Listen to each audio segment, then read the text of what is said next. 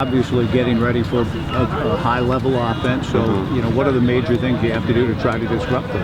Well, it's the same thing every week. I know that they got a high explosive offense with big plays, and no matter how many opportunities they have, regarding with plays, they find ways to make score a lot of points and make big plays and impact plays on the field. So quarterback's extremely gifted as a thrower and as a runner, and so he's got a bunch of guys to work with. They do so many different things and so many different formations, so it's a lot to get prepared for, but really focused on what we do as a defense and with the 11 guys on our side, making sure we're assignment sound. It's the same stuff that we've been saying all year long, and I hope it will be the cleanest and the most fundamentally sound game that we played all year. Last week, Vernon had 6 touchdowns to 6 different receivers. How do you hope to contain when they have 6 weapons that he can air it out to? Well, that's the problem.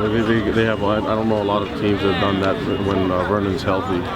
So it's going to be a tough task. But I think our guys. There's different things that we can do defensively to put our guys in position to be successful, and that has to do with a lot of being aggressive, and we have to just take some chances here and there as a defensive staff and as a group, and so maybe it'll be feast or famine, but we're going to go down swinging, that's for sure. So you talk about Vernon being healthy, and would you attribute the Ducks' success recently to pretty much just Vernon being healthy? Yeah, definitely. You watch him when he's 100% and his hand's fine, and he's a master at running that offense, and so he already could move with his feet. That was never a problem, but just being able to sling the ball, he's a lot more accurate now, and when he's healthy than when he had the glove on and everything. So yeah, he's a different player. He's unique, and I think he's awesome for college football. But defensively, it'll be awesome for us to go out there and then try to shut him down and shut down that offense that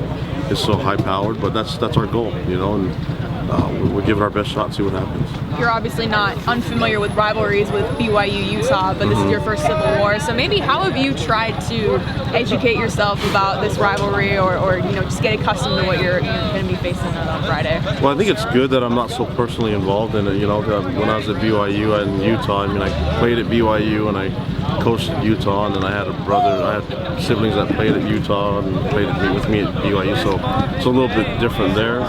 So not being so, so personal with it, it's kind of nice to just be outside of the whole rivalry thing. But yeah, I see it, and I think I was reminded of that when I first got here, that it's a huge rivalry, and even the name itself tells you that. So yeah, I know it's a big deal, and it's one of the biggest rivalries in college football, and it's going to be an honor for us to be part of it, and I'm looking forward to getting into it and seeing what we do at Austin Stadium. When you say you were reminded when you first got here, were fans already talking to you about it, or what do you mean by that? On both sides, everybody. It's weird because even the Oregon fans knew who I was. When we first flew in and I got off the airport, they knew exactly who I was, which is kind of odd for them to recognize me here, but they knew who I was, and they weren't. It wasn't all negative, but it was just a reminder that Oregon State and Oregon are rivals, and it's a lot of fun too. When you have two